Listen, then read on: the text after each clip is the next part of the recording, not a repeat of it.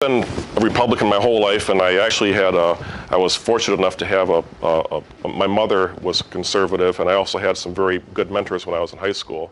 But I didn't really get involved as a precinct delegate in the arena of being an activated Republican or an active Republican until about 1996. Things weren't as bad back then, but how many people in this room how many people in this room say you're really, really happy happy and proud to be a Republican right now?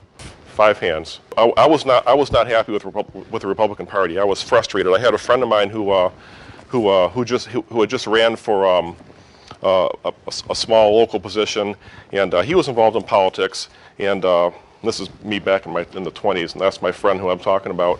He said, Matt, if you really want to get involved to change something, if you really want to make a difference, there's only one way to do it, and you have to become a precinct delegate. I had no idea what that was. I had nothing. I had no idea.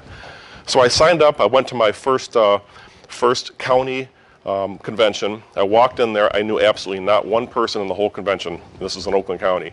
I was actually fortunate enough to have one person come up to me and she said, "Hi, my name's Wendy Anderson. You're new, and this is what you need to do." And she kind of helped me out and took me under her wings, and I'm grateful to this day for that opportunity. But that doesn't happen very often. Most people become precinct delegates. They get involved. There's certain people in the party that are the party players or the establishment players that don't necessarily want to let the new people know what's going on because they've got this little party to themselves.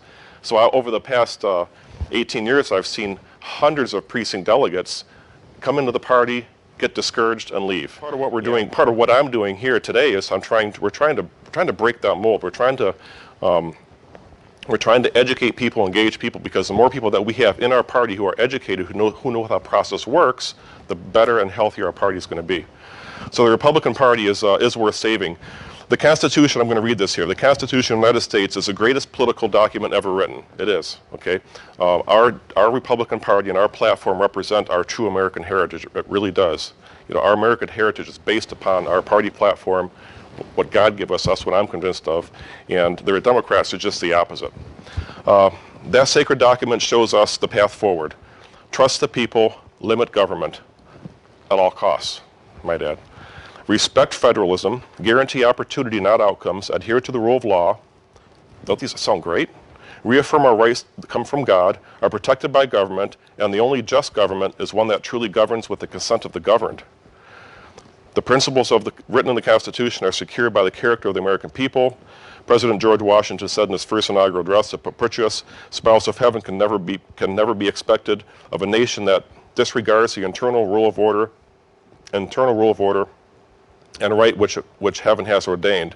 Values matter, character counts." Does anyone have any idea who wrote this or where you may have seen it before? The Republican Party platform.